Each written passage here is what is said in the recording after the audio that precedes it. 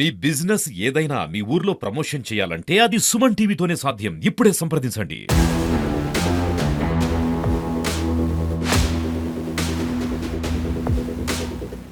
Hi hello నమస్తే welcome to Suman TV. నేను మీ ముద్దం విక్రమ్. ప్రస్తుతం మనం నిర్మల్కు దగ్గరలో ఉన్నటువంటి చిట్టెల గ్రామంలో ఉన్నాము. మొన్న ఇక్కడ శ్రీశాంత్ అనే బాలుని అతి కిరాతకంగా మద్యం మత్తులో ఒక యువకుడు బాలుని అయితే చంపేయడం అయితే జరిగింది. అది కూడా రాళ్లతోని కొట్టి చంపేయడం అయితే జరిగింది. పచ్చని పల్లెలకు పట్టి పీడిస్తున్న పురుగు ఏదైనా ఉంది అని అంటే అది మద్యం దుకాణాలనే మనం చెప్పవచ్చు. మద్యం మత్తులో అతి దారుణాలు అయితే జరుగుతూ ఉన్నాయి.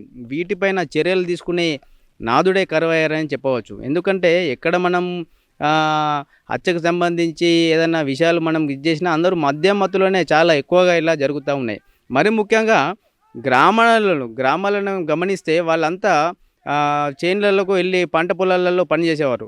పంట పొలాల్లో పని చేయడం అని అంటే సేద్యం చేయడం అని అంటే అది ఎంతో శ్రమతో కూడుకున్నది. కాబట్టి రైతన్నలు చిన్నగా ఈ కళ్ళుకు అలవాటు పడడం అయితే జరుగుతూ ఉన్నది. దాన్ని ఆసరాగా తీసుకొని ఈ కళ్ళు దుకాణాలు, ఈ మద్యం దుకాణాలు చాలా పెద్ద ఎత్తున ఇలాంటి గుల్ఫారంతో సంబంధించిన మద్యం తయారు చేసి అమ్మడం వల్ల చాలా అనర్థాలు అయితే జరుగుతూ ఉన్నాయి. ముఖ్యంగా ఇలాంటి ఘటనలు జరిగినప్పుడు ఎప్పుడు చూసినా కానీ ఒకటి మనకు వినిపించేది ఏంటంటే మద్యం మత్తులో. ఇప్పుడు ఆ బాలుడు కూడా మద్యం మత్తుల్ని ఆ యువకుడు ఈ బాలుడిని హత్య చేయడం అయితే జరిగింది. మరి ముఖ్యంగా చెప్పాలంటే ఈ ఈ దుర్ఘటన ఇది ఒక వేరే గుణం. అది ముఖ్యంగా చెప్పాలంటే ఆ బాలుడిని రేప్ చేసి చంపడం అయితే జరిగింది. ఇది ఎంత దారుణం అని అంటే, ఎందుకంటే మనకు ఆడ మగ అని తేడా లేకుండా మద్యం తాగుతే చాలు వాళ్ళు ఇలాంటి దుర్ఘటనలకు ఒడిగడుతూ ఉన్నారు. అది ఎంత బాధాకరం అంటే అంత బాధాకరం. ముఖ్యంగా వాళ్ళ ఫ్యామిలీకి గమనిస్తే అక్కడ ఒకే ఒక్క కొడుకు, వాళ్ళు చేతికస్తుడన్న టైంలో ఇలాంటి ఘటనలు జరగడం అనేది వాళ్ళ కుటుంబానికి తీరని శోకం మిగిలిచిందనే చెప్పవచ్చు. ఇక్కడ మనం గమనిస్తే ఇక్కడనే వాళ్ళు నైట్ ఇక్కడ మద్యం ఇక్కడ తాగారని చెప్పి చెప్తా ఉన్నాడు. ఆ యువకుడు ఆ బాలుని ఇక్కడనే నైట్ తీసుకొని వచ్చేసి రేప్ చేసి అతి కిరాతకంగా చంపడం అయితే జరిగింది. ఇక్కడ ఊరికి బయట ఈ విషయం అయితే జరిగింది. ఇక్కడ మనం గమనించవచ్చు. అటు మనం గమనిస్తే అక్కడ రాళ్ళు చూడండి, అక్కడ ఆ చెట్టు కింద మనం రాళ్ళను మనం గమనించవచ్చు. అలాంటి పెద్ద రాయితోని ఆ బాలుడి తలపై మోది బాలుడి తలపైన ఆ రాయిని పడేసి చంపడం అయితే జరిగింది. ఇలాంటి ఘటనలు జరిగినప్పుడు సమాజం అంతా ఒక్కడేసారి తల దించుకోవాల్సిన పరిస్థితి అనే చెప్పవచ్చు. మద్యం మత్తులో ఇన్ని అనర్థాలు జరుగుతూ ఉన్నాయి.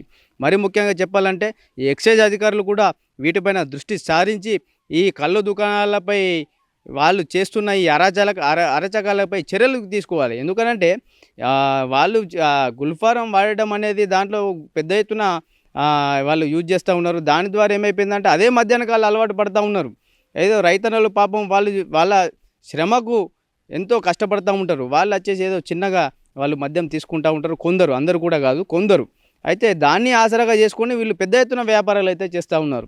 ఈ కళ్ళు దుకాణాలపై కఠిన చర్యలు తీసుకోవాలని చెప్పేసి సుమన్ టీవీ తరపున మేము కోరుతా ఉన్నాము. మనతో పాటు నర్సిరెడ్డి అందుబాటులో ఉన్నాడు. ఇతను ఈ చిట్టెల గ్రామస్తుడే.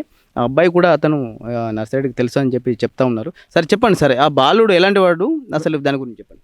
మంచోడే బాలుడు, 10 రూపాయల కూడా తెలియదు సార్. బాలుడికి ఓలతో లొల్లి పెట్టుకోడు, మంచి వ్యక్తే అంతే సార్. కానీ వరకు ఓళ్ళతో లొల్లి లేదు, ఏం లేకుండే. ఆయనకు ఎట్లా అయిందో ఏం కథనో, ఆయనకి రక్ష ఏమైందో సార్.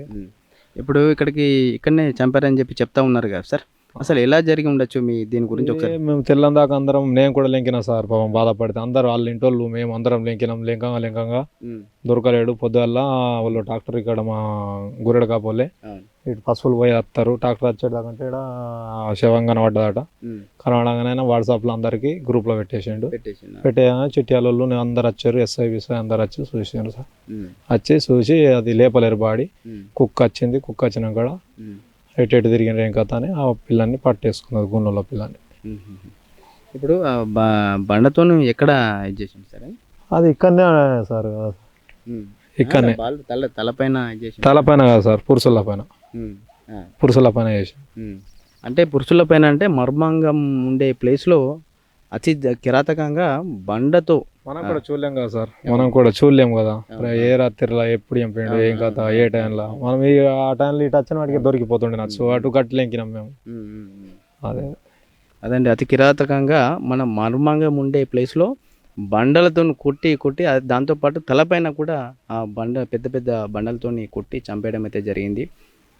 ప్రభుత్వానికి విజ్ఞప్తి చేస్తున్నాం ఏంటంటే ఈ కళ్ళు దుకాణాలపై కఠిన చర్యలు తీసుకొని ఇలాంటి ఘటనలు పునరావృతం కాకుండా చర్యలు తీసుకోవాలని చెప్పేసి, మరీ ముఖ్యంగా వీళ్ళ ఆగడాలు ఎట్లా అయిపోయిందని అంటే ఈ ఊళ్ళల్లో ఈ మద్యం తాగేవారి అలవాటు చాలామందికి ఉంటుంది. ఎందుకంటే వాళ్ళు కష్టపడతారు కాబట్టి పొలాలలో కష్టపడి సాయంత్రం వస్తే కొద్దిగా రిలాక్స్ అయ్యడానికి కళ్ళు తాగుతూ ఉంటారు.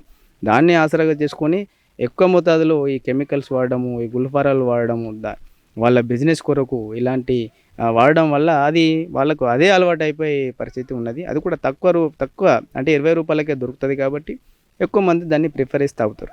అలాంటి మద్యం మత్తులో ఇలాంటి దుర్ఘటనలు ఆడ మగ అని తేడా లేకుండా ఎటు పడితే అటు ఇలాంటి ఘటనలు జరుగుతూ ఉన్నాయి. వీటిపైన ఖచ్చితంగా చర్యలు తీసుకోవాలి. ముఖ్యంగా ఎక్సైజ్ శాఖ వారు ఖచ్చితంగా ఈ కళ్ళు దుకాణాల ఆగడాలను అరికట్టాల్సిన సమయం అయితే వచ్చింది. ఇకనైనా అందరూ వీటిపైన శ్రద్ధ వహించి కళ్ళు దుకాణాలపై కఠిన చర్యలు, ఎవరైతే గుల్ఫారం ఎక్కువ వాడతారో, ఎవరైతే కెమికల్స్ వాడి ఇవన్నీ చేస్తూ ఉన్నారో వాళ్ళపైన కఠిన చర్యలు తీసుకోవాలని చెప్పేసి మేము సుమన్ టీవీ తరఫున మేము డిమాండ్ చేస్తాము.